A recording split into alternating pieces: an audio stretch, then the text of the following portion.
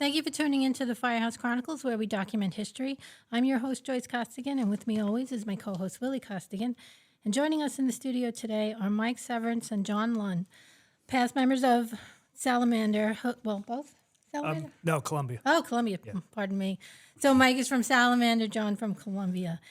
And they were kind enough to take the time to share with us their experiences while we capture the history of Oceanside Fire Department. So a warm welcome to you both. So now I'll hand it over to you, Will. Okay. Let me start with you. Where were you born? Ruffle Center, Mercy Hospital, grew up in Oceanside. Local. Okay. Yep. So, John, I'll do you after. Yeah, you got it. Okay. And what did your parents do for a living? So I'm talking to Mike Severance. Yeah. So my parents were divorced. So my father was a steam fitter, and my mom she stayed home. She couldn't work. So Okay. You have brothers and sisters? 2 stepsisters. Okay. Where did you live in Oceanside? Brower Avenue, right down the block from the high school. Okay. All right. Good. All right. So my question really is, what brought you to the fire department? Wasn't family? No, not Okay. at all. It was fire trucks hearing the sirens. I don't know if you remember Joey Stemler. Joe was a member of Columbia a bunch of years ago. And we used to hear the sirens, and we would jump on our bikes, and we would chase the fire trucks. And his father had a scanner, and sometimes we would get in his car and chase fire trucks. And How old were you? probably about 8 years old. 8 years old? 8 or 9 years old. Chasing the fire trucks. Oh, and I still do it. Like my family knows if I hear sirens and we're driving somewhere, I'm like, we got to follow them. Yeah, we it's got to listen. second nature. So yeah, nobody in the family. It was just that and the TV show Emergency was. Yeah, right. Were they kind enough to talk to you, the firemen? After the call? Well, yeah, I mean, I think we were more afraid of it. It was like, here we are. Oh my God, we caught up to the gods, trucks, and we're like in these big fire trucks and these firemen, and we can't talk to them. We're just little kids. These were heroes in our eyes. That's how it was. Okay. And then, so the day you went down to join the fire department, do you remember it? Oh my God, yeah, absolutely. So Matt Pelletier. Why'd you pick truck company? Matt Pelletier. Okay. So I worked with Matty at Food Town, and I always wanted to join. And I was 19 when I joined, but Matt said, "Hey, come to Salamander." I met a bunch of guys, blah blah. So here I am showing up, like nervous as hell, like oh my God, I'm doing it. And so Matt was the only one you knew. The others you met through. Yeah, Okay. absolutely. So go ahead. So you go down there the first day, and they give you the rundown. Who'd you meet down there? So Jay Tavalaro was captain, and then Tony McCarty, Vinny Calderon, Chris Andos. I mean, everybody was just larger than life to me. And these are the guys I met, and it was like, come on down. And they taught me how to fold, bunker coat and stick it back in the thing and folding tarps. I mean, like the first day we were just doing that kind of stuff and then explaining what happened. What year was that? I joined in 85. Okay. Were they older than you or the same age? Matt is a year younger, and everybody else was older. And just fire gods. Did you meet like guys like Matt McGovern? Oh yeah, absolutely. What'd you think of Matt? Well, when I heard, very young. Yeah. They told me he was an ex-chief, and I think he had just, like right before I joined that whole thing. Okay. But just meeting Matt was just this nice guy, but I didn't have a lot of interaction with him because he wasn't super active at the time. Yeah. I know Matt for a long time. A good guy. But you're right. I think at the time he was the youngest chief they ever had. In his 20s. And let me think. So some other guy, you mentioned Chris Andos. How about like Dick Schroeder? You remember him? At company meetings, absolutely. He lived to be 100, that guy. Bob, I like the senior guys, Bob Moyer, Dick Schroeder, and then, some of the other senior members, Al Law. I just have to say, Willie mentions these names, and your face just lit up, like the big smile. Like, what's that story? My friends tell me I light up when I talk about the fire service here, and just all those people and the names, and like I say, Captain Jack and Harry Springer, and all these. Again, these are fire gods to me. Like these are the heroes of and here I am, this little 19-year-old kid coming in, meeting all these guys. Yeah, right. And they were lifers. These guys were going to be there till the day they died. Absolutely. And, and it's funny you bring up those names, and it's like right away you get memories of. Oh yeah, absolutely. Because Harry, I still have my copy of my application. You do? Wow. Yeah, I have it in a car actually. And so he carries it with him. It's with me every day when I go to work because I show sometimes the fire recruits some of this stuff in Charlotte. And, you know, Harry Spring was one of the guys who, you know, did my thing, and they had to come to my house and talk to my mother about the fire department and what it's about, and it's not just about drinking. It's, you know, they do this and they do that, and he came to the house and talked to her. All right, so and what about who were the chiefs when you got in? So Conklin, Chief Conklin, Kevin Costigan, My brother, yeah. Paul Napoli, and Charlie Fortin. Okay, but were you exposed to Dominic Giampolo? Oh my God, yeah, absolutely, absolutely. At company meetings and then, you know, parades. You know, Johnny, I would talk a few minutes about the parades and. Yeah. Definitely a character. Definitely a character. For sure. And I guess you knew Bob Jacoby. Yes, sir. Absolutely. Chief Jacoby, good guy, yeah. And again, these guys, you know, till the day they die. Legends. Just the legends. Bob sat with us. That was I listened so far to every one of these interviews you've done, and I couldn't wait. I told my wife the first one, I'm like, I'm going to convince Willie. I know I'm not an ex-chief, and I'm not a member here anymore, but I want to come up, and I want to just share some stuff. Yeah, no, that's Oh, great. and we're so glad you did. That's Well, great. yeah, listen, we sat with Chief Klein, and he say, you know, why did you join the fire department? And his story, when he told about his father had a heart attack and he died, and the fire department stayed at his house with him, and it's like really, like, what a story. And look where he took it. You know, he became the president of FASNY, and he's still super active. yeah, and all over the state. Absolutely. If not the country, he's probably pretty well known outside the state, though. All right, so let's talk about. So you're in truck company. You go through probationary school. All right, and then you're gonna be on the trucks. What were the fires you saw? First fire was Montgomery Avenue. I rode with Southside for that one. What was that? A house? A house fire, yeah. At the time, I was working in Island Park Food Town, and I had permission to go to calls, so Southside was right there. And I jumped on the rig and got there. I'm like, oh my God, this is so cool.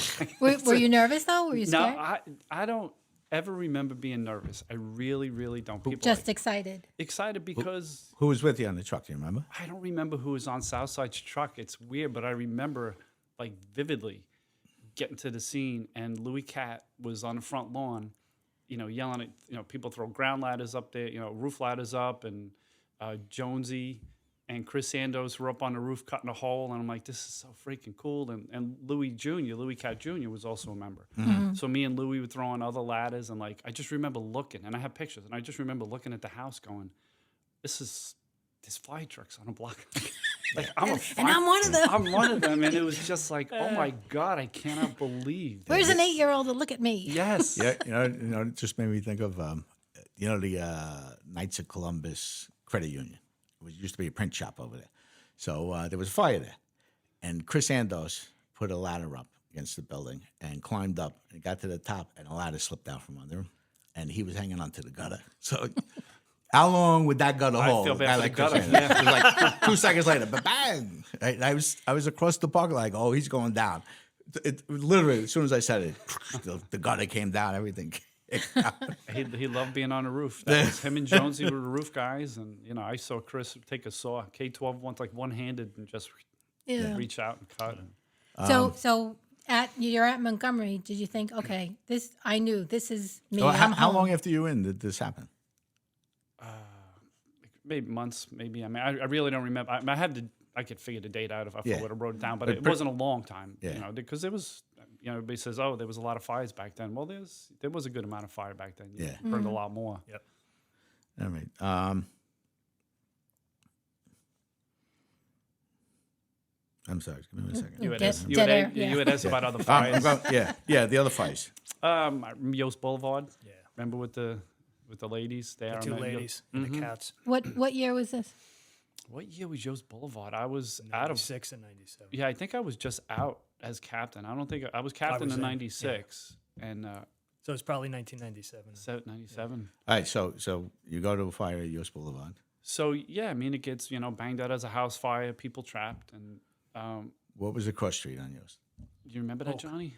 Hoke. Hoke. Okay. Yeah, because I live right around the corner. Okay. Okay, so yeah, I mean, he remembers that part better. Yeah. And I remember both ladder trucks, we got out real fast. Back at that time, we were rolling both rigs, 10 people, and leaving people at the firehouse. Yeah. So first rig pulled up, and I was on second rig, riding the seat. I got out, and Gil Frank was carrying the first lady out. And then Willie Ryan was on her back with me. We went in, we went up the stairs. I mean, if I was blown out, Willie and I went up the steps, and Tommy Betta said to me, she's in that room. So we went up. There was no line stretched. I mean, fire was just rolling above. And we went up. And as soon as I went up the steps, I'm like, I got her. And it was cats. I don't know if you remember that, the cats. There was a bunch of cats on the steps. And then running down the stairs on fire. Yep. Wow. And then we were going left. And I remember getting hung up. I remember I told this story about I was going in a room, and I got stuck. On what? What I found out, I backed up first. And I went again and got stuck. It was I didn't buckle my waist strap. Oh, and when I came in, my waist strap slid under the door. Mm. And I had taught mass service at the time, so I was like, right away, I'm going through my profiles and whatever. Willie Ryan was right there. I mean, it was all happening in seconds. And he just unhooked me. We went in, and sure enough, we went left, and they found the lady to the right. But, you know, it was pretty notable fire, I guess. Yeah. Did you have Scott Backs? No, it was that time it was into Spiro. Yeah. But when I joined, Yeah. we had MSA, and then Salamander had 3 Scots from Matt McGovern, because he worked down in Oil City, Sunoco, or I forget where he worked. Yeah. But he had got us 3 Scott packs, so we had them on a tower ladder when everybody else had MSAs. Look at you! Wow. Yeah. All right, I'll tell you a quick funny story. Anchor Avenue, there was a fire. Louis Highland got Fireman of the Year. He pulled out a guy. Is it a guy or a kid? A guy who was like an invalid, couldn't get bedridden. All right. So what happened was, I happened to be down a block. Call comes in. I never went to the scene. So this was like, it's right here, Anchor Avenue. Let me shoot down this. I shoot down Anchor. I see the smoke coming out. Joey Jarvis pulls up, right? So Joey goes, come on, let's go in. So lady goes, there's workers working upstairs in the house. So I went into the first floor. I saw the guy in bed. I said, hang tight.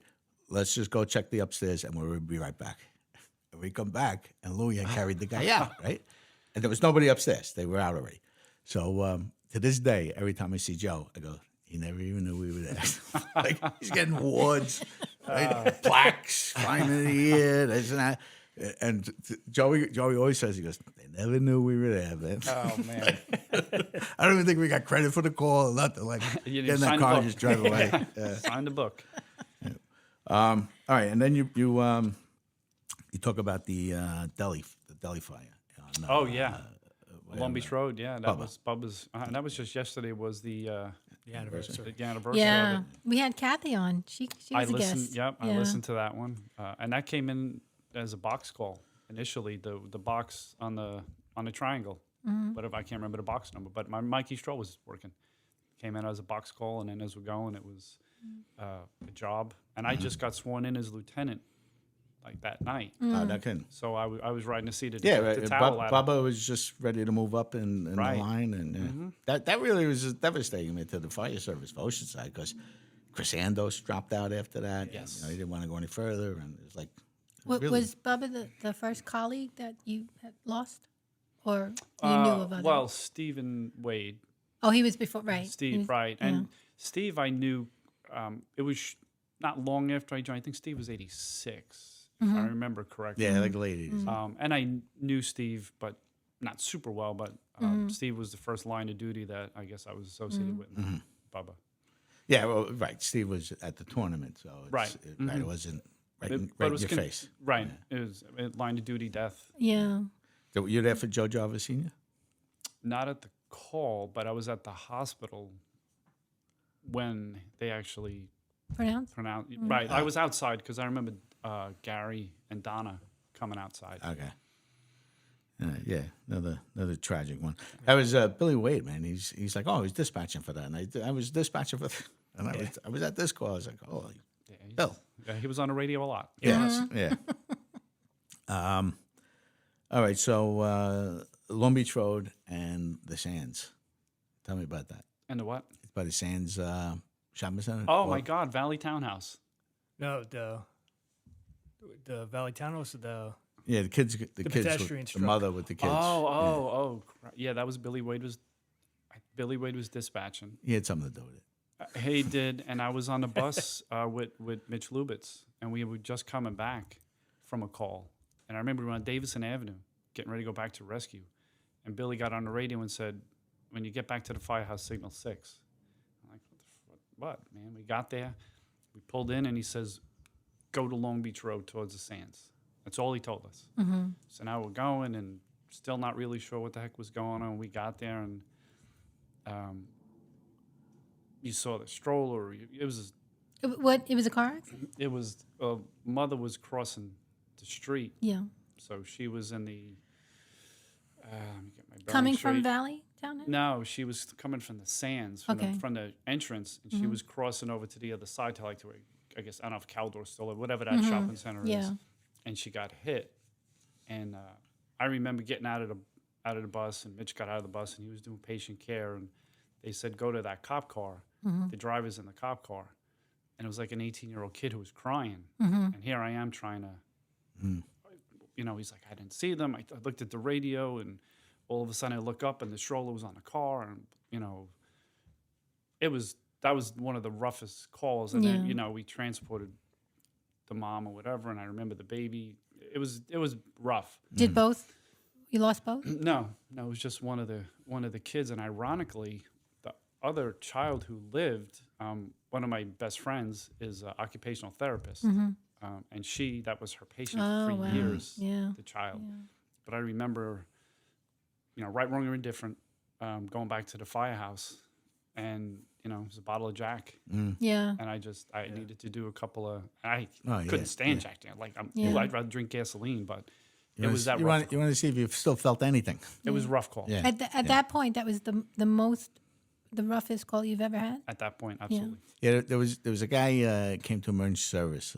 Nice guy. He was in highway patrol for a long time, but came to emergency service prior to me going there. And one of the first calls he had was a car went through the concession stand at Wanto Park and killed 3 kids. And the guy was like, maybe it was one of his first days, came back and says, "Not for me." Hung it up right there. And wow. It was just, it was enough. Like, everybody has a different breaking point. His Absolutely. was right there. I don't want to do this. So that'll do it. I can see how that would. Right. Yeah, everybody, how you're gonna handle it. Everybody's different. It's like a sunburn, man. Some people get sunburned, some people get tan. Right. But you don't know until you're in it. Absolutely. Until it happens. Right. You just never know. But it'll make or break you. But but I find though that firemen or civil service, when things like that happen, you're in the right place because you deal with it as best you can, but then you just move on to the next. Be ready for the next call. Right. Like it's in your blood. It's in your heart. So I it's don't remember right. if they had any kind of peer something after Yeah, that. that kind of came like after. later. It was years, but I don't remember for that call because I don't even remember what year that call was. Yeah, you know something, like I went to Avianca plane crash. And so we had a guy who used to come in to us. His name was Ray Shelton. He used to do Yeah, I remember Ray Shelton. Yeah, from the police department. Yeah, he was a supervisor. But he wrote a couple of books on post-traumatic stress and stuff like that. So he would talk about, he went down to like New Orleans, they had a hotel collapse or something like that. It was like really traumatic, a lot of people trapped. And he goes, they found that after the first year, half of the rescue workers were out of the business. Like they weren't there. So I got that in the back of my mind. I go to Avianca plane crash, and half of the guys disappeared in the next year. But it was it's not that they cracked up.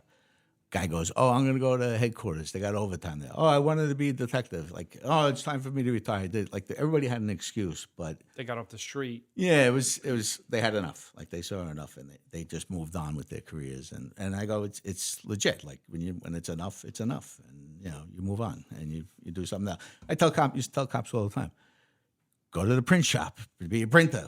Go into property bureau. Right, stay on the job, but you don't have to be there's on a the thousand street. other things to do than push a PD around the streets. All right, so talk about you were in Oceanside. What year did you leave? So I left Oceanside Fire Department in 2002, right after Salamander's 100th. You weren't thrown out or anything. No. So my wife and I moved to West Sayville. Got carried away. No. At least as far as I know, this was good standings that I left. We moved, and I was like, well, I'm living out here. Yeah. I can't be an active member of the fire department. I still work for the district. Mm-hmm. So I joined. Oh, yeah. Before we get to that. So you actually went to work for the district. Just tell me about your career with the fire district. Oh, my God. And that's why I'm so happy that Johnny's here to verify? To verify. We went through a lot together. We did. And the fire district, so I started with the fire district in 1990. And it was totally my arms can't spread far enough of how different it was then to where it is right now. Oh, yeah. Loved it. You were doing full-time? I initially started part-time. Jay Tavallaro got me the job. Okay. Because I had taken the assistant fire inspector's course, and he had me doing some He's stuff. a good guy. Yeah, he was my captain. Is that what you did? Fire inspections?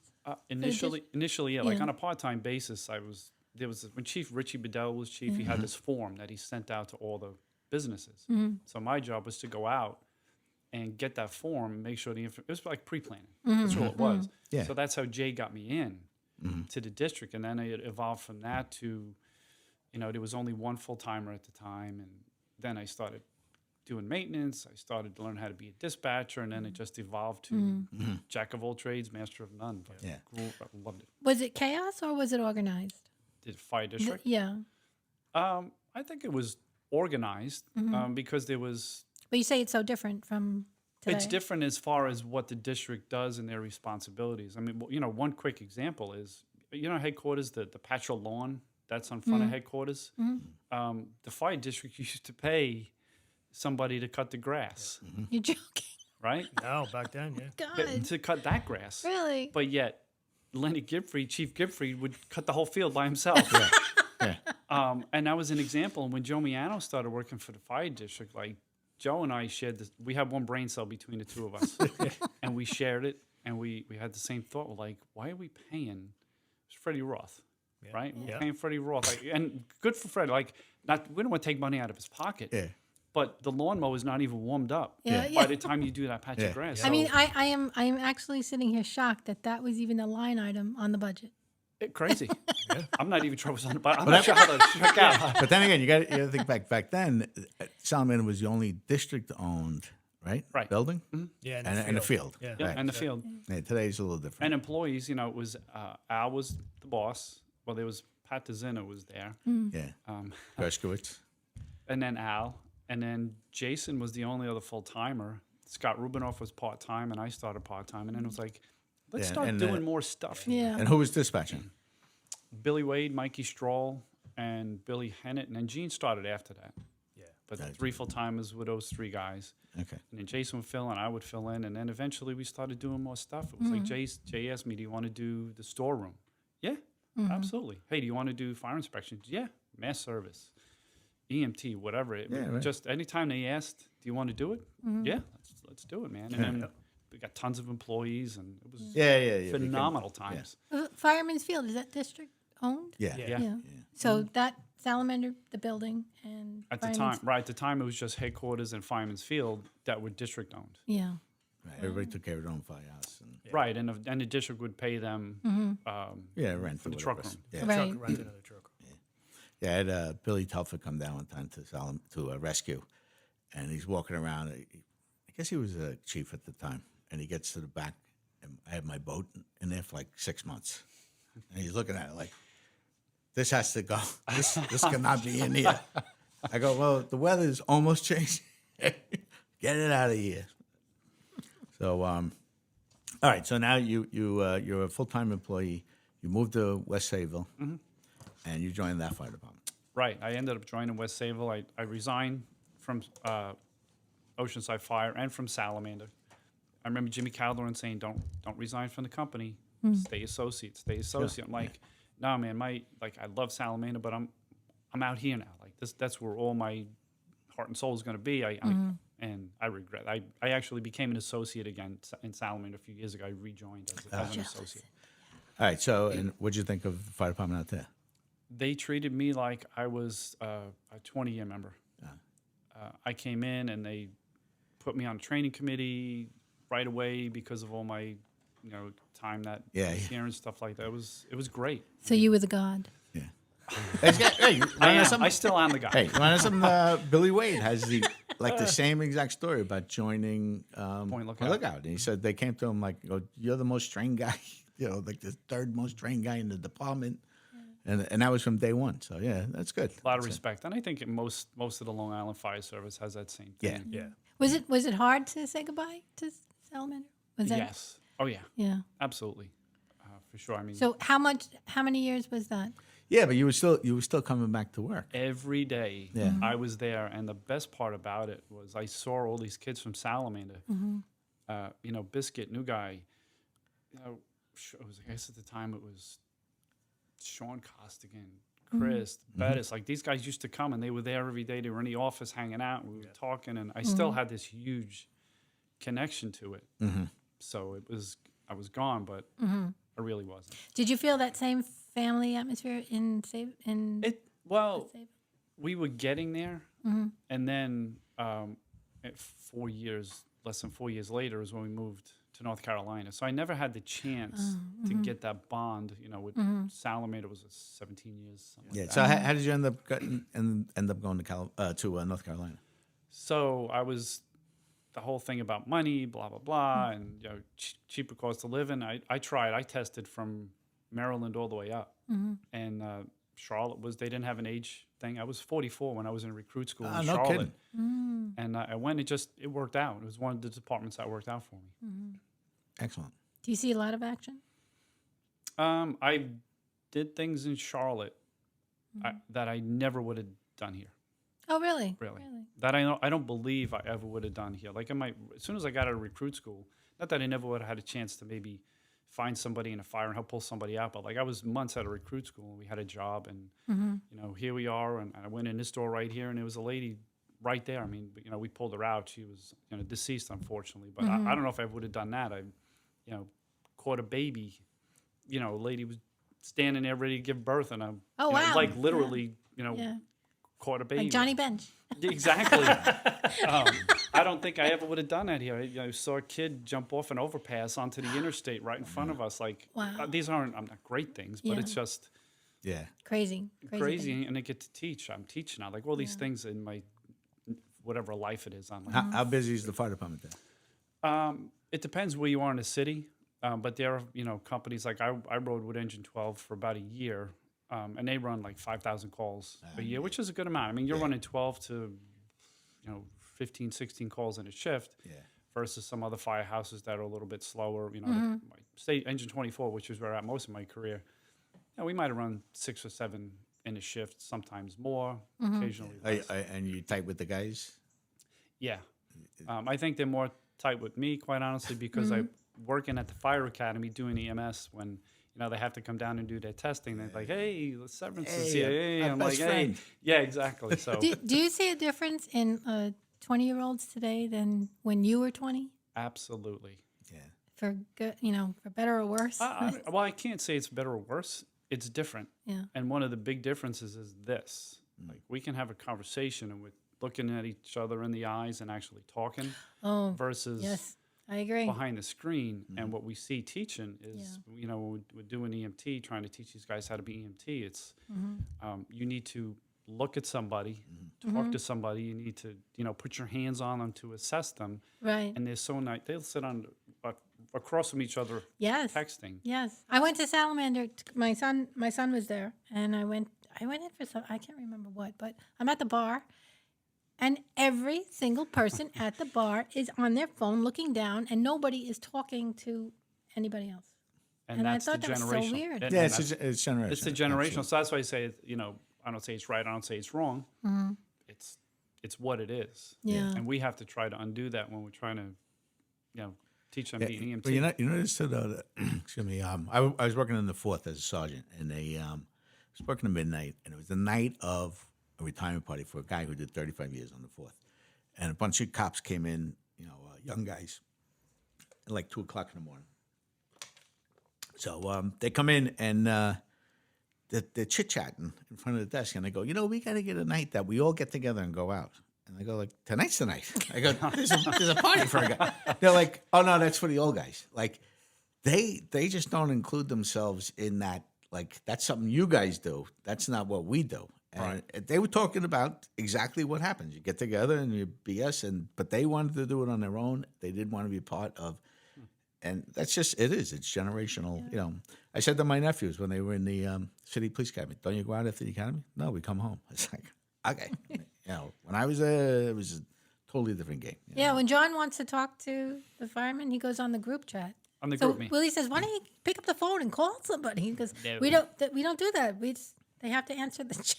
It's like ridiculous. Yeah, that has a lot to do with it. But it's the way they learned on a computer, not. Yeah. Right. Yeah.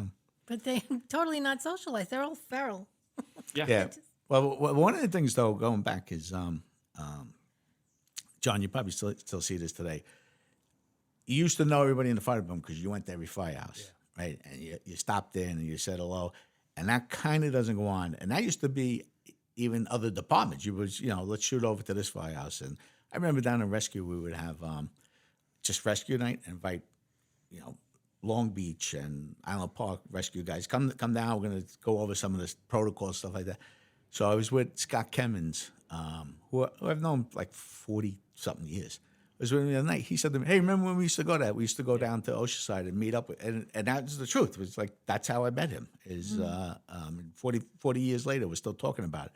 But you don't have that anymore. You don't have, who's in that firehouse and who that guy is. And I remember Friday nights I think it was Friday. It was game night at Southside.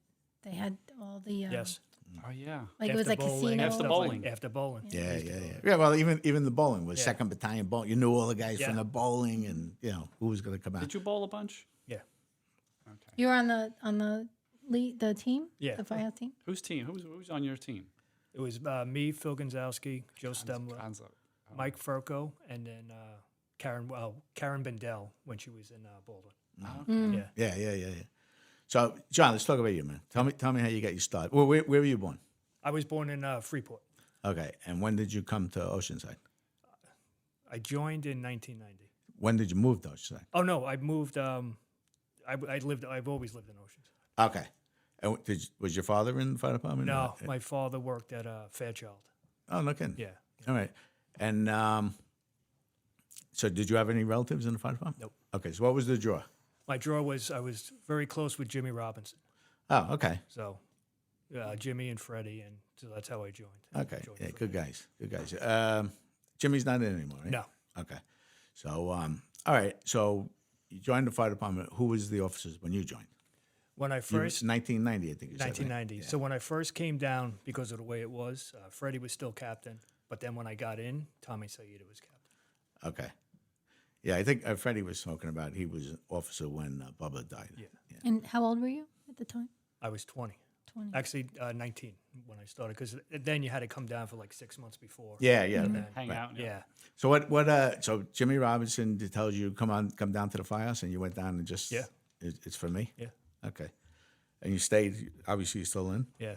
34 years. 34 It's going to be 35 in August. Wow. Okay. Very So good. these are your lifelong friends and comments that you work with. Yeah. Well, I laugh because I went by. Joyce was showing a house, and I took a walk over to the Dollar Tree next door to the firehouse. So I walk up, and there was a call going on. Had just ended, and it was Billy Lynch, Bob Sutton, Freddie Robinson, and what's his name? Gary Fish. Gary Fish. And I was like, look at this crew. Yeah. Look at this Yeah. crew. Like that's the crew going out the door. All good guys, but all guys from back when I was in, like Legendary. Yeah. I mean, so I always say to guys now, I don't know if I knew him, but I probably knew his father. Do you know so and so? Yeah, I think I know his father from the fire department. All right, so you get in, and what'd you think after you got in? Because that's a busy firehouse. Yeah. Columbia. Yeah. It was different. It was fun. Where did you live? I'm sorry. I lived on Oceanside Road. I probably would have been better off either joining Salamander or Terrace. I lived between Oceanside Road, between Allen and Foxnest. Yeah, So how fast were you able to get to the? Pretty fast. Yeah. Yeah. pre-cameras. Yeah. He's added 6 minutes to response time. It's funny because Willie would tell me, I didn't see it, but Willie would say, when they come to rescue, they get out of their car, they still only had one leg in the pants. That's how fast that they would just get in and come over. Yeah. We talk, even in Firehouse here, we talk about used to pick up people like along the way. Yeah. If you heard the truck go 21, you bail out of your car at such a street, and the truck would stop and pick you up. So if Teddy Frudenberg would always catch a ride from somebody, and he'd be out in the street with a cigarette, sticking out his mouth, and waving you down. Right? But as a matter of fact, a guy was telling me the other day in Long Beach on the West End, the pumper would pull out, and no matter where the fire went, he had to go up the Beach Street and make a round. Go around, pick up all the firemen because they didn't want to give up their parking spots. So they wouldn't. You had to pick them up to go to the call, like in the old days. But would you go to the other? Would you go to Terrace for a general alarm, or you just? No, I was just basically Columbia. Okay. I mean, we would go and hang out with them and stuff like that. But for calls, I would just primarily go to Columbia. Okay. So did you catch in the fire departments? I left about 91. Did you catch the parade? Were they doing the parades and stuff like that? Yep. So you got a little dose of that? Yeah. That was kind of like, the camaraderie was there. Were you big parade? Mike, I remember. Oh, yeah, absolutely. Yeah, it was almost like I don't want to say we had to, but it was frowned upon if we didn't. But it was fun. It was fun. We had fun. Yeah. We used to have the food and, Oh. Yeah, party at each firehouse every night, What about the tournaments? Were you big into that? Going to them. As a kid, Yeah. we would hear, again, Joey Stemmel and I would be hanging out. We'd hear the trucks, and we would jump on our bikes and ride down to Fireman's Field and watch them. Yeah, today you would say, what would OSHA think of this? Yeah. and they still do it. 6 men jumping off a truck, What could possibly go wrong? Yeah. Yeah. Although Billy Wade used to talk that with the tournaments, it's like you live and breathe. That's it. You practice. Every moment of your time is dedicated to tournament practice. And that was Wes Sayville. That was the big Flying ones. Dutchman. That was like, Yeah. if you weren't a Flying Dutchman, it was, oof. Yeah. And a lot of people would join these other fire departments just to run on the racing team. Yeah. I remember the tournament being on Wild World of Sports. Yes, I have the video. I have it actually on a thumb drive. Like I have all this fire nerd stuff on thumb They drive. televised? Yes, Wild World of Sports. Yeah. Years ago. Had the Patchogue 40 Thieves. Yep. Those I guys did are not like know that. legendary in the business.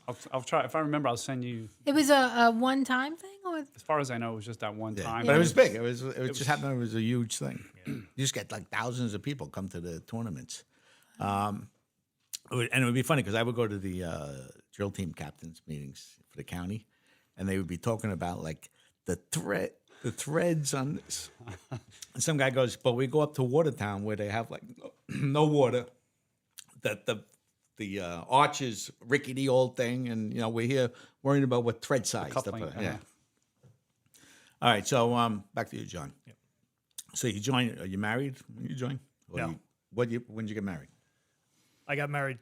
I'm on my second marriage now. I got married when I was 26. Okay. First time, and I got married when I was 32. All right, so when you were married, 26, you didn't like the fire department? Is that you were spending too much time at the firehouse? No, we actually, she was from upstate, and we actually moved upstate for a short amount of time. Yeah. And Whereabouts? In Franklin, right by Oneonta. Okay. On Franklin Mountain. Yeah. Wow. All right. And then, so you end up coming back to Oceanside? Yeah, I came back, and we were still, and I would go back every weekend. I would come back and work for the district. No kidding. Yeah, do my, Oh, man. and then go back and forth like that, and then it just. Okay. And your wife now, she's okay with the fire department? Yeah. Do you used to go to calls? Or Yeah. I know you not as much as I did. Sure. But I do. Okay. What do you remember about who was the officers when you joined? And we had when I was officially in, it was Tommy Saida, Billy Madden Sr., and then Freddie Roth was the second lieutenant. Oh my God. Yeah. Did Freddie make captain? No. Okay. No, Freddie never made captain. Is Freddie still around? No, he actually moved to Florida. Okay, I bumped into him at Costco, Yeah. and I know he was either leaving or Yeah. Okay, So he good. left the department altogether in Columbia. Now he's in Florida. Okay. What about Ralph LaGuardia? Who's the old timers you remember? Ralph LaGuardia, Jimmy Conklin. He was actually he moved already, but he was back a lot. Yeah. Vic Olson, Donald Bolson. Donald Bolson. Yep. Donald Bolson's actually the one who went to my parents when I first joined. Oh, okay. To, say what it's. You remember that? Yeah, Plants. I remember that. Yeah. I'm sure he had to tell a whoa. Yeah. He was actually. It was used to be 2 readings, but Freddie wanted to see if I can get in 1 reading, and then Donald's actually the one that stopped it. Really? Yeah, and I was in the other room waiting, in the rec room waiting to get in, and I hear him cursing and Freddie yelling at him and stuff. So. Oh my God. Yeah. Okay, and then I'm trying to think of some of the old guys. Billy Madden. Yeah. Harvey Husser. Do you remember him? No. And he was gone? Yeah, he was gone. Dominic was there, I guess, right? No, well, Dominic was in Salamander. All right. But we heard stories about Dominic, and Yeah. and he would still come down and talk to everybody. Yeah. Who else? But you was had over other there? guys like Lennon was there, Spezza. Like Yeah. I know they weren't senior guys, Yeah. but Spez with Joey Jarvis Sr., Joey Yeah. Jarvis Jr. Yeah. remember Spezza when he had his accident? Were you there on Foxhurst Road in Harvey when Yeah. he He in the fell Chevette? asleep. He fell asleep in the Chevette Yeah. and he bent that freaking steering wheel. Yeah. Did he crash into a? He fell asleep and he crashed. I think with It was a almost tree or a pole. yeah. It was like almost. I don't think it was quite a pin job, but I think Yeah. it was pretty close to being a pin job. Was that a call? Yeah. Yeah. Oh, wow. yeah. Oh, so when you came upon him and saw it was him, were you I shocked? don't know if we already knew. I don't even remember that, but I vivid like he had the white Chevette. Yep. I think there was only like 5 Chevettes made. Oh, so and it had to be Spezza him. He had of one. them. Yeah. But I remember these guys from Columbia. Do you remember Mitch Lubetz's accident? His accident. No. We were at Southside, we were all drinking, and he's partying, and the general alarm came in. Mitch, you got to go. You're on probation. He took off. He crashed into a car and into the side of Vanilla's funeral home. Right? No, I never knew that. Yeah. Johnny Zulo was the chief, so we end up going there. Mitch is out. They're taking the other people to the hospital, so we go into Dunkin' Donuts, and we were having coffee. We're sitting. Remember, the county used to go around to the back. We're sitting, looking out the window. Right? Johnny Zulo, me, Woody, Mitch, and Donnie Jackson was pulling Mitch's car out of the bushes. Right? Driving it. It's all banged up, and he pulls it out, and he pulled the bushes with it out onto the street. And we were going, Mitch, how could you sit here? You almost killed the family. How could you sit here drinking coffee? He's like, I don't know. I don't know what I was doing. I don't know what he's doing. So, you want a funny Mitch story? Me, Woody, Mitch, we get into Mitch's car. He's going to drive us over to Rock Center and go to a couple of bars, right? So Woody, we always screw with him while he's driving. So Woody leans from the back, and he goes to tap the rear view mirror down, and it breaks it off with a hole in the windshield, and it lands on me, right? So I got it. Mitch doesn't see it. We end up going to Taco Bell. Charlie Salanicho's behind. It's like, I don't know, 1 o'clock in the morning. Charlie Salanicho's behind the counter. So I go in first. I go, Mitch, let me out. You go park the car. I take the mirror. I go to Charlie. Wrap it up like a taco. Charlie puts cream cheese on it and everything. So Mitch walks in. I go, here, boy, your taco. It's not. He opens up and goes, I want to know who did this. Who did what? Obviously, Charlie's involved in it. So yeah, we just have a good time. Stuff like that with Mitch, man. When you brought up his name, it's like Because my wife was best friends with his sister. So Jolie, that's yeah. Jolie, yeah. yeah, he's a good guy. Okay, so John, let's go back to so you ran for office? Yeah. Okay. Do you remember what year? I ran for office in '94. Lieutenant? Second lieutenant, yeah. Okay. And then second lieutenant, then I had 2 years as first lieutenant because that's when we switched from April to December. Yep. Okay. Mm-hmm. And then I had, so that was And who's your captain? when you were lieutenant, who's your I was lieutenant, second lieutenant was Richie Lerner. Okay. And then first lieutenant was Phil Gonzalski. He was captain. And then he stayed the 8 months, and then I ended up staying 2 years as captain after that. Okay. Yeah, it seems to be the trend now these days. All right, and who were your chiefs when you were captain? When I was captain was Chief Pellegrino. It was Freddie? yeah, Freddie was the baby chief. Stroll? No, Peter was when I first got in. Okay. It was Aldo, McCarty, Freddie, and then Bobby Bettis was the baby chief. Yeah, good guys. Yeah. It's a good line. Do you remember any good fires, calls in Oceanside? Yeah, I mean the Hoke Avenue one. That I won't forget. Mm-hmm. My first one was Country Boy Bagel on Long Beach Road. I was only in about 2 months. And at that time, it's still at it now that the probies, the officers could bring you in. Tommy Saida brought me in for that one. Where was that? Country Boy Bagel. It was right, like almost around by where Nemo's was and stuff like that. What happened? It was just a regular commercial fire. Oh. Just, you know. I don't remember that It was fire. about like midnight. How did I miss that? Yeah. I never missed nothing. I don't, what the heck, man? Remember the laundry? Oceanside laundry? Yeah, Oceanside Laundry, I remember. That was a big one. So you were there for the laundry? Yeah. Okay. How that was it collapsed, right, or exploded? That was the explosion, and at the time, I was, I think I was mass service and fire inspector. Do you remember you and I going? Yeah, so I ended up going to get the van because stopping at headquarters was closer to going to Columbia to get the rig because I lived at Rockville Center at the time. So I got the van and I came around in the van.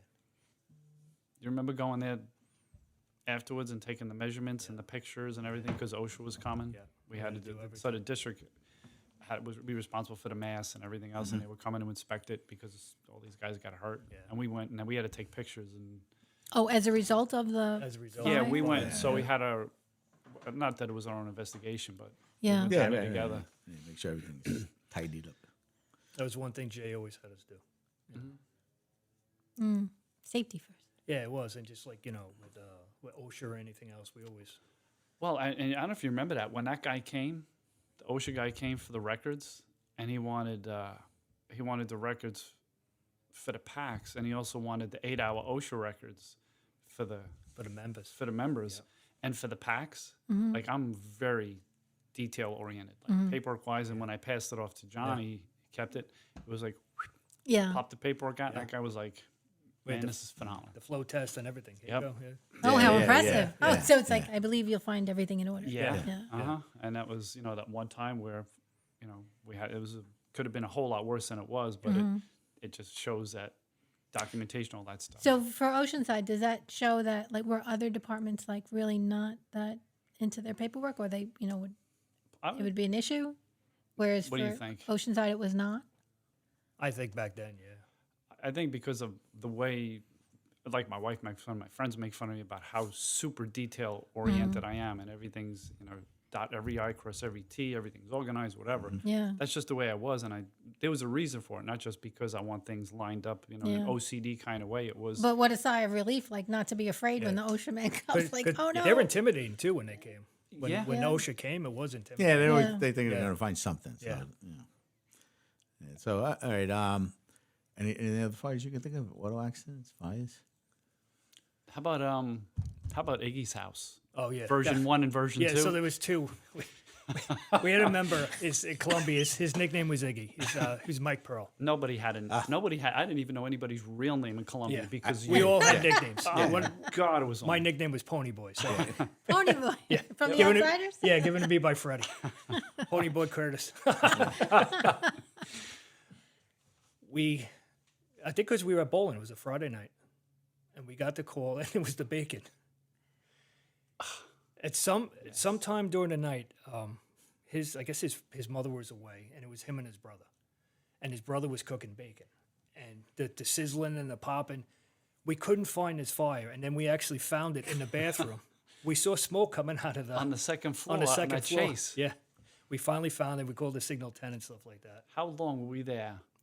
We were there at least 45 minutes before I called the 10 because we couldn't find it. We find knew it. From frying up bacon? And Yeah, then it went into the. Somehow it Up the got walls into to that. the Was, bedroom? yeah, it was bizarre. I mean, it was just bizarre. It was weird. Yeah. And then we actually went into the bathroom and then we saw it coming out of the fixtures. We're like, oh. there it is. Yeah. Okay, we got it. I got the spider. And I remember that transmitted to 10. I'm like, dude, we've been here forever. Yeah, Like, we yeah. probably got to refuel the trucks. We've Yeah. been here for so long. It was just transmitting the job. And Did then you think, oh, thank goodness we found something? Yeah. It's always good to find fire. Yeah. When you, We knew it. We knew there was something burning. We couldn't find it. What happens if you gave up? What would be the result of something like that? It's in the It walls. would have been a second fire. yes. But yeah, potentially, you go home and then, if the call gets banged out again a couple hours later, you're like, oh, I'm going to roll over and not go to this one. Yeah. Because that's And I do remember with, I know we were pulling down a block. We were first in. And he's on the corner jumping on the side of the truck. It's my effing house. It's my effing house. It's my effing house. We're like, all right. We got it. Hey, well, what I thought was interesting was, I remember Chief Klein, Steve Klein, and his son was always with him with a little scanner out of his back pocket, and now he's chief 14 times. Whatever. Yes, exactly. 15. Okay. Same thing with Sean Lynch. Yep. You know, running around on his bicycle, showing up the calls, and then Tommy Pellegrino says, "Oh, I started out. I was on my bike, and I would be riding the calls, and it's like, wow, that seems to be That's the trend. That's the thing. Yeah. But not that they can't give it up. It's in their blood. It's just it's in them. It is. They had a natural draw Just- to it's- it. Yeah, You know? for whatever reason, it's a thing. It's I don't know, a party. Yeah. Did you ever look at anyone and say, "No, he's not for long. He's Oh, for sure. Yeah. Yeah. You Can't know, cut there's it." no doubt. You know, some people come through and you wonder why they're there, but Yeah, they You give don't- them a they- shot They, and- usually, they don't last long usually. And, you know.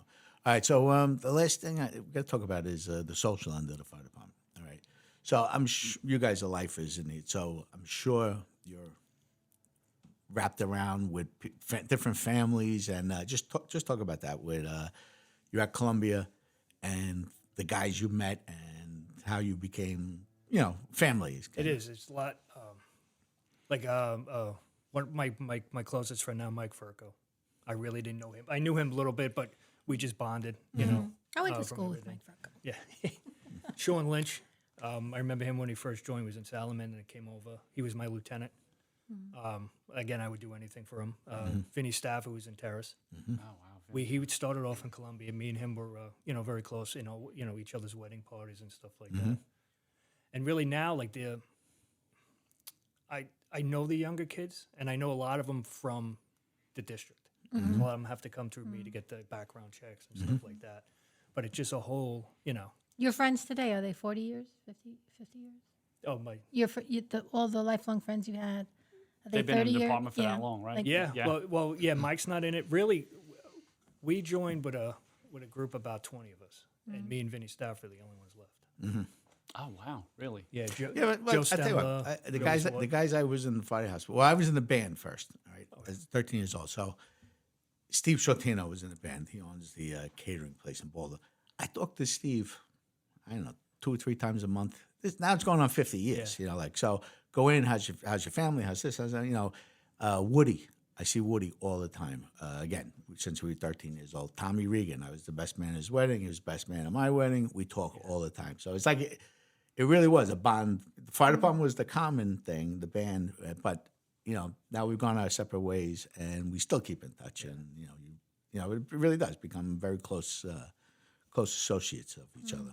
Do you prefer anyone else's company, or is it like I'm sure your wives didn't have friends in the firehouse. They have other friends. Do you prefer could you tolerate the other friend's company, or would you just rather stay with your firehouse family? What do you think about that? Because you're still more immersed here in this world versus my world's a little different. Yeah. Well, socially, it's like I have my fire department, and then when I leave, especially because of working at the district, spending so much time and all this stuff. When I leave, I kind of, Sure. Yeah, my son doesn't want any involvement with the fire department. My daughter's becoming a nerd, and my wife also sees the aggravation I deal with, Yeah, well, I said to Tommy Regan one day, I can't believe it was Red Robinson's son never joined the fire department. He goes, I didn't know he had a son. He does. Did that bother you that your son had no interest? Or- No, because one, and I hate to say one, if he knows it because we used to call it cowboying. If he was like me, I don't know if I can deal with it. Oh, okay. Being a parent and worrying about Really, him, you'd stuff be like that. concerned about them because of how you and I. Yeah, because Really? how me and you were. Oh, like I know the shit that went on, so you can no way. Well, Well, just- what we did, like Inside of fires. Yeah. Not the social. I don't want him to be like that either, but Yeah. but just how aggressive, especially working at the district. We were like a lot of these fires when they first started. We were there right away, so Yeah. we would do stuff. we would do a lot of stuff. But there's so much protocol today that they couldn't cowboy today like the way you did it. Well, listen, I had a 30-year break. I was in the fire department. I left. I joined again.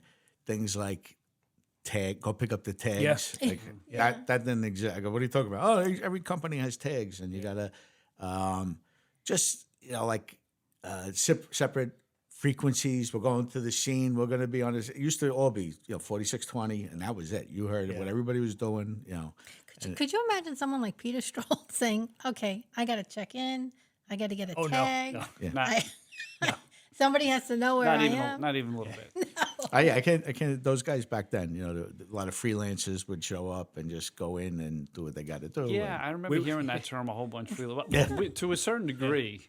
We would go to parades and I would, drop off Donnie Jackson and drop Peter. Peter's like, all right, just keep the call. Yeah, yeah. And my dad would come home from work at, in the morning. He's like, what is going on? Don't worry about it, Dad. Don't ask.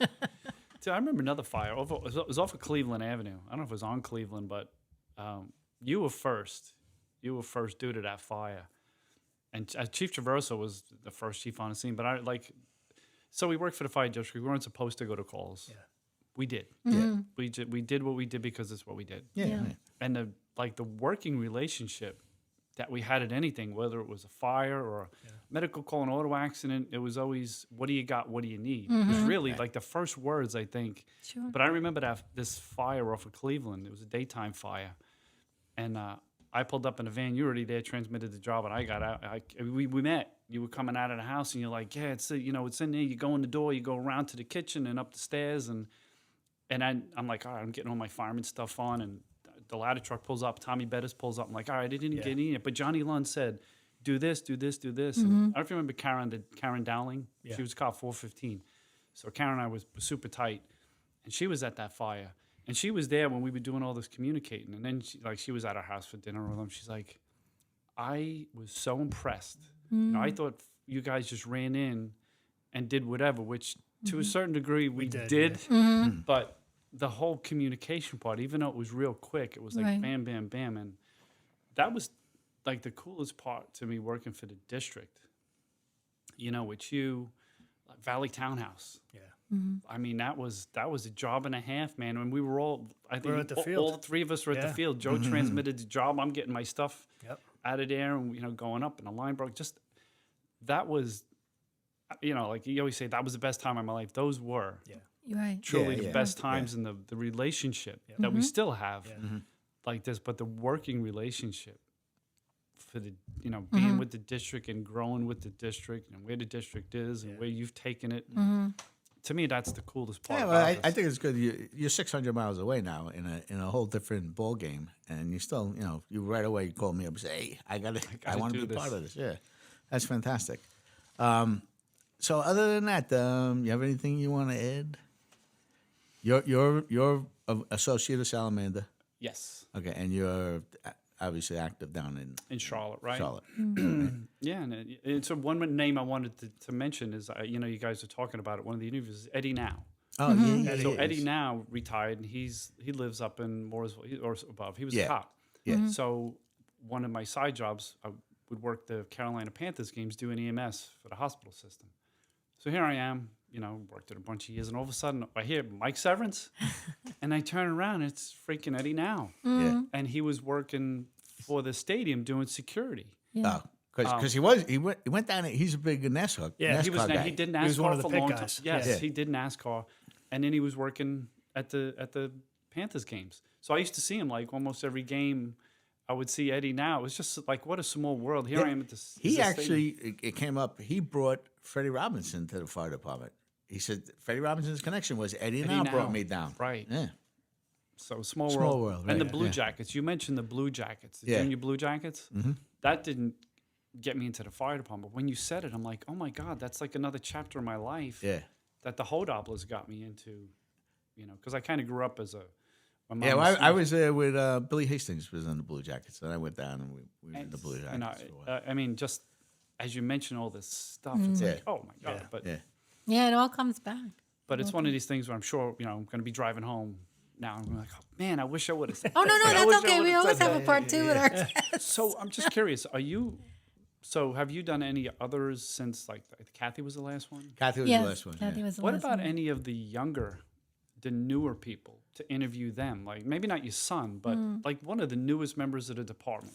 Well, it's because we, I do a lot with the graves for the cops. All right, so I started a group, and we do all the graves for Nassau County, and then we spread out a little bit. So I just said to Joyce the other day, what I really want to do is a couple of the cops that died in the last few years, talk to their families and let them get on the record, and a little bit about, again, they have a picture on the wall, they were killed in the line of duty, the picture on the wall. In 10 years from now, who was it? I don't know. Yeah, there's no backstory. Right, what's the documented. story? Right. There's always like a little paragraph of what happened that day, but the question of what kind of person was it? And, like I said to Kathy Lagudi, tell me about Bubba. Like, what was he like? Right, because we knew, because we were with him, but to But document it that was such for, a unique perspective because usually it's the guys that have lost their friends. This is the wife, the family member that lost a loved one. the husband. Yeah, and what's surprising is she wanted to do it. The same thing with Not only did she want it, she was very good. talking to Billy Wade and hearing, like my father didn't think the fire department was worth anything, and hearing how when Steve got killed, he didn't blame the fire. He was like embraced it. He loved the fire Yeah, department. that was quite an eye opener because Billy had said when Stephen had passed, prior to that, the father, even the mother, they didn't think anything much of it. All right, my son's down the firehouse, whatever, no big deal. But then when it happened, and the whole fire department community was there, his mom took such solace, and it had sustained her, and she revered them afterwards. right, she had and my wife, Maria, was blown away by that. Yeah. That part of that interview, that the fact that, she just assumes that a lot of these people are firefighter families, like especially just Wade. It was just, there's two of them. Oh, there's two of them. There must be six of them. Right. And to know that there was nobody, and then that whole thing about how the family just Right. embraced it. And the viewpoint changed from that point on. From, you going down to the bar to drink because it's a volunteer fire department to tragedy happened, and now this is our family. They embraced us as family. And all of them had said, even Kathy, it's like they never left me. They always made sure. We still I get was okay. invited to the parties, and people reaching out to us. Are you okay? And she goes, it's been a long time, and they don't forget. Which I think is the aspect that the civilian, the outside looking in, never sees. You have to be in it to understand. But when you just see the one, a bunch of firemen, they always got that boot out raising money. Blah, blah, blah. It's like they don't see it. But I think even the younger people in the department, that's why what you guys are doing is fantastic because... Oh, this is open to everybody, but you'd be surprised how many guys are like, I can't talk. I can't do it. But you're letting them know. You're letting these young people know that, okay, here's a name, here's a face on the wall. Chief Furman. Right. Chief And Furman. it's a story. We didn't know Chief Furman from a hole in the wall, and here you are doing this interview, and I'm like, oh my God, that's so cool. And now this whole, it's like the Lagudi thing. Yeah. Now the younger members of the department understand it's okay, this was a tragedy, this happened, but she's still part of the fire department family. This is what happens when tragedy hits. We don't just, it's bad, let's put up an arch. Right. And bury somebody. Yeah, like I said, Chief Furman. I mean, it was actually good to know that he's at this many years later, the fire department still is taking care of him. The fire department out by him in California, 3,000 miles away. Yeah. He's recognized as a a brother. Yeah. And I can't equate myself to Chief Furman, but I feel like that here.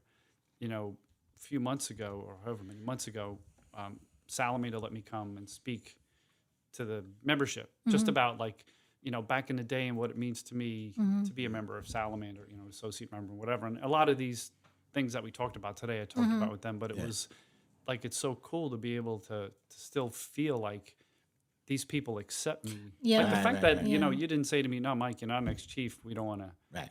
We don't want, you need to have gold. Like to say that I'm a part of this, and I'm telling people. Hey, it was nice to know. My son says, "Hey, Dad, I was at Salamander's bar." He goes, "They were talking about the recordings." I go, "What were you saying?" They want to know. Did you? One guy said, "Did you hear this one?" And another guy said, "Oh, good. They're listening." He goes, "Oh no, they're listening. They're listening. They want to know when the next one's coming." I go, "All right." That's what. Yeah, which is nice. I mean, it's really good. So for the guys that can get over the fright of So sitting people here haven't with a reached mic. out to you too much, or Well, like Billy Lynch, I asked him if he wanted to do it. And he's like, "Let me think about it." I said, "Okay."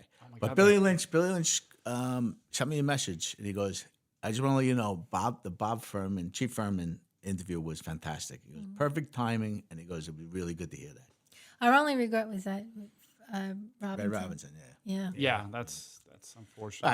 I said like, if we had this back in the day, to get Dominic Giampola to get Johnny Zullo. You probably have to edit. You need a lot of beeping for Louis Catalinato. Louis Cat. Louis Cat, Yeah, Louis Cat, right? So that's why we hope to get as many as we can on any level, really, any level. Yeah, I got to get share their Bobby Bettis story. and talk about Tommy Bettis. Oh my God, that would be so great. Oh, the Bettis alone. That's a subject that could go forever. Yeah, so now you're back into generations of the Charlie Bettis, the father, Tommy, Bobby, little Charlie. Now the grandchildren, Tommy and Dave and Matt and Mike, and my God, But you have to come back. You'll have to come back for a part 2. I'm going to think about it again. I'm Because- going to be driving on. You're this- right. You're going to I'm going remember. to think about it, and to try to. You said try to have somebody bounce off, and it took me a little while to figure it out. I'm like, Johnny, like I thought Jimmy Calderon would come because to speak about Vinny, talk about Vinny, but some guys can't talk and about the it anniversary of Vinny's death. Yeah. That was last week. Yep. Yeah. So I asked him because I keep in contact with Jimmy a lot, texting back and forth and talking and stuff like that. I'm pretty tight with him, but just like a vivid memory, just real quick. And Johnny is you. Like I don't know if you remember when you were cutting down at the field on a Kubota, on a tractor, and you might have cut every 50th blade of grass. You were driving I used to go so fast on it. You were driving so fast. That deck on the back of that tractor was going up and down. The Russian tractor. The Kubota. And I'm standing there, I'm like, do I say something? Yeah. Do I actually got to say something to this guy? Yeah. And it was just freaking comical. Yeah. That's Kevin funny. Klein put the tractor up the fence. Were you there that day? Yep. Mm-hmm. He came down. He's like, I need to show you something. And I looked, and the tractor was literally, he mounted the fence. It was upright on the fence. And I walked over, and I said, all right, as your boss, I'm required to ask, are you hurt? I'm required to And he ask. said, no. And then after that, I'm like, what in the absolute F happened here? What? And it was just such fun times at the district with JT. The district alone could be another. It could, Yeah. really, like Yeah. if you had like Its a own bigger episode. table and you get Kevin Klein Right. and That's JT. the guy I got to get. I got to get Kevin Klein. Oh, my so Steve said to me, "Hey, this should be all the Chiefs should get involved in this." And he goes, "I'm going to have Kevin get the Chiefs Association and line them up to come in." I and want to talk sit at, if you get Kevin, I will drive back just to sit right there and listen to this. You remember Charlie Salamander? I know the name. I can't picture. He's about your age, but Charlie used to ride his bike down to rescue. So there was a general alarm, and it was 13. So I'm standing in front with Mitch Seidman, and we're lowering the door. And here comes Charlie on his bicycle, and he locks it up. And as the door comes down, he slides under the door.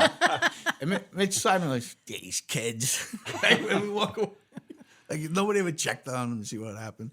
So I remember Charlie goes, he was like play around with things. He would do some welding, and so I said, Charlie, can you go in and rig the door? They had a construction crew right in the backyard, and he used to break in the firehouse to use the bathroom all the time. So we'd always find the window. So Charlie, rig up the window so that they can't get in there anymore. So Charlie goes in there and he's working. And he's carrying a car battery in. I go, what are you doing? He goes, I go, what is it, plastic explosives? Blow the guy's hands up? So then Charlie's going to reconfigure the plumbing in that room, right? So he goes, Willie, can you hit the water? I want to see if there's any leaks. So I go in the back, I flip on the water, and it came from every direction. I go, hey, you invented the European shower. It's a bidet that hits you in the head. Shut it up. All right. So listen, pleasure having you. Thanks for making the trip, Mike. Oh, it was awesome. I appreciate it. John, thank you so much. Thank you for having me. Appreciate it. And that wraps it up for this episode of the Firehouse Chronicles, where we document history. Thanks again to our special guests, Mike Severance and John Lund. And thank you, our listeners, for joining us. And if you enjoyed it, please tap those like and follow buttons so that you'll be notified of our next episode. Firehouse Chronicles is recorded live on tape and is a production of Penn Street Studios, all rights reserved. Please be sure to come back for the next episode from the Firehouse Chronicles, and until then, stay safe.